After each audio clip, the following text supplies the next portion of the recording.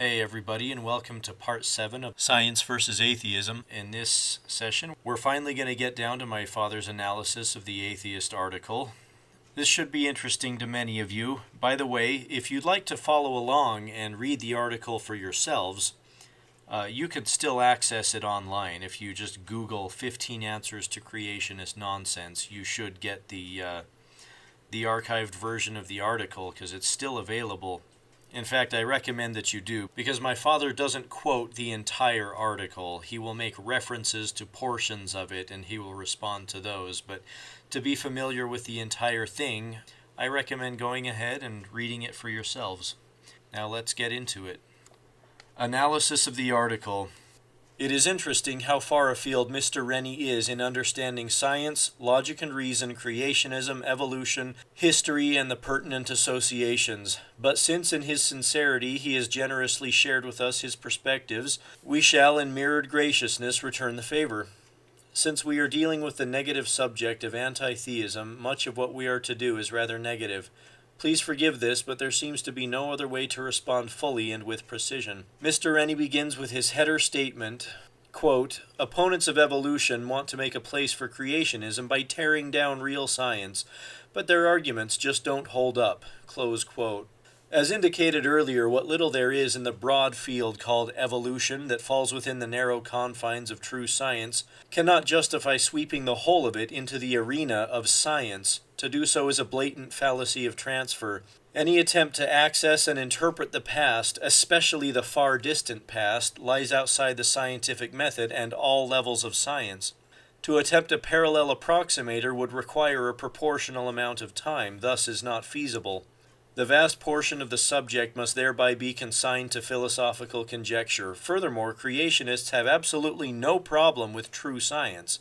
It is the counterfeits to science that are at the center of the objection. The quote-unquote tearing down of true science lies at the feet of the secular humanists, not the creationists. Darwin's explanations are ad hoc and after the fact, and as time passes and more information becomes available, there is always an accommodating drift that takes place concerning the interpretations offered within the circle of scientific inquiry. To be fair, it should be noted that creationism also lies outside science, but the aware creationist has never asserted that it has ever been otherwise. Their aim in this arena is simply for a fair, impartial, and equal hearing on the correct platform for both. The secular humanist anti-theist agenda is to prevent this by falsely asserting that evolution is scientific, which of course it not only is not, but cannot be. The objections of the creationists do hold up. Rennie misrepresents by asserting that creationists are attacking science. His is a false cloak when he implies that the whole of evolution is scientific.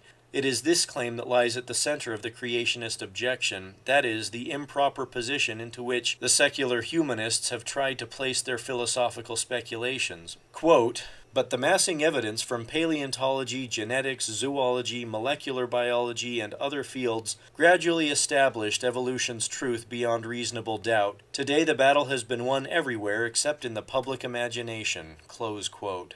Where do we start? As noted in prior discussion on science, logic and reason, and facts, this assertion is, in every claim, untenable. The surety alluded to does not and cannot exist in reality, but only in the imaginations of the secular humanist. In scientific context, it is absolutely impossible to do what Rennie claims to have been done. To assert that such a mishmash of philosophical conjectures and scientific theories transports the whole to the level of truth boggles the mind. I am certain that a secular humanist believes in such fairy tales, but their support lies within their own minds and self-created religion.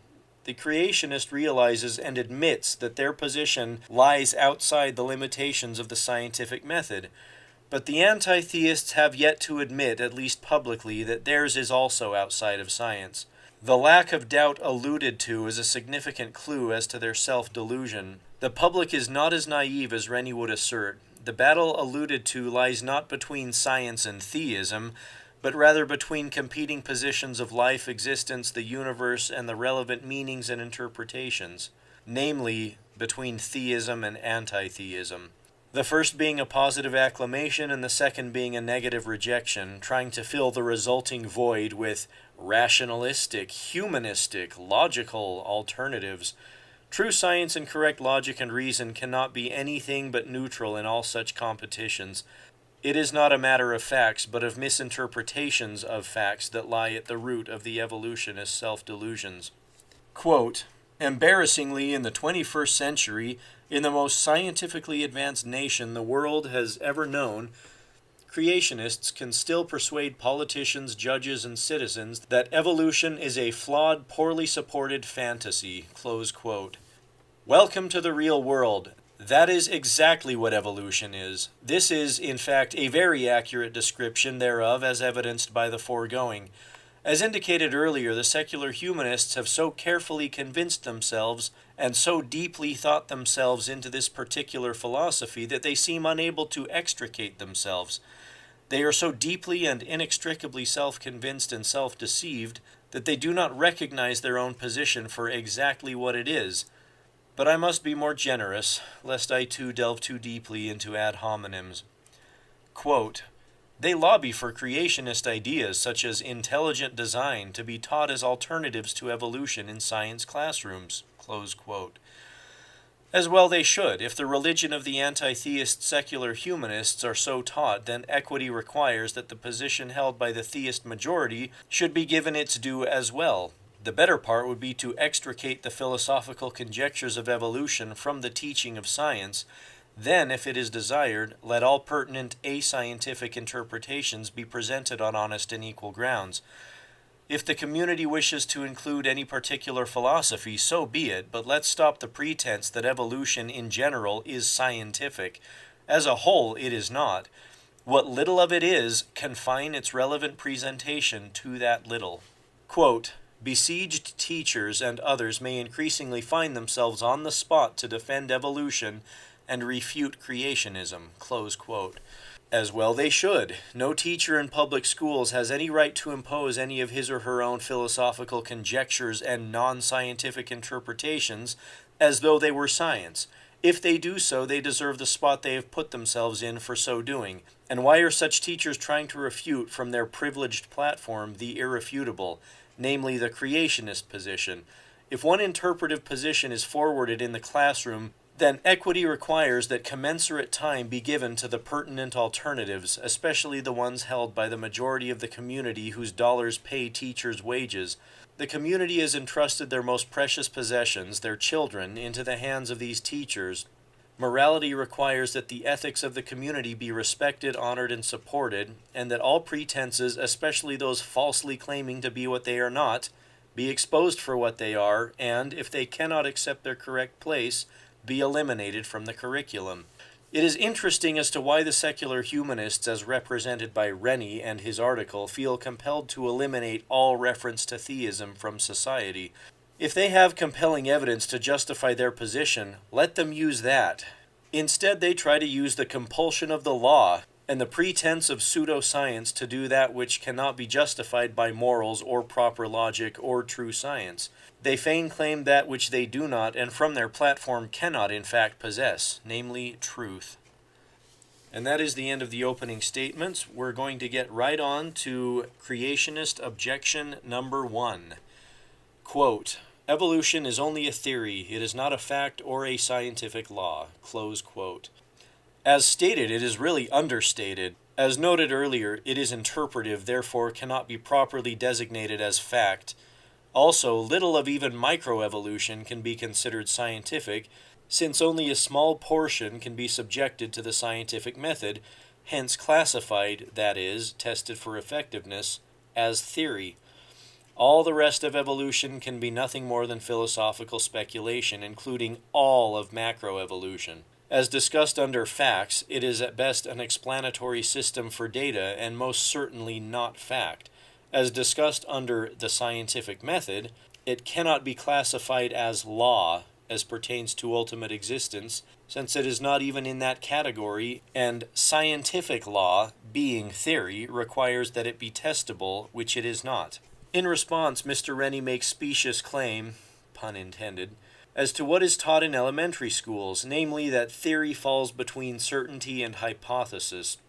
As delineated in the previous, this makes absolutely no sense, since there is not, nor can there be any such certainty anywhere within scientific theories. Remember the fallacy of converse logic. And hypotheses are part and parcel of these theories. Next, he commits a pro-fallacy by appealing to the NAS, the National Academy of Science, which, if correct, would indicate that whoever wrote the article he quotes also lacked understanding. Quote, "No amount of validation changes a theory into a law," close quote. A law of science is a theory, and it is not possible to validate any theory, scientific or otherwise. Recall the fallacy of converse logic. Validation can only be accomplished in the context of logic, and then it is only the theorem that is validated, not the hypothesis. In scientific theory, only effectiveness within prior set limits of error can be tested, not truth. He continues by claiming that observations have repeatedly confirmed that it, evolution, is true. This is transparently a prima facie misrepresentation. He must be referring to the secular humanist interpretation of fact, not the facts themselves, since there is absolutely no way to reconstruct, observe, or test the near past, much less the distant past. To attempt to reconstruct happenings across vast periods of time would require commensurate periods of time, which is not feasible by any means. Even if we could, there could be no justification to claiming that the reproduction would be an exact or even approximate copy of its predecessor, since very different consequences tend to follow from slight variations, as exemplified in the tested models of chaos theory. Next comes reference to the fossil record.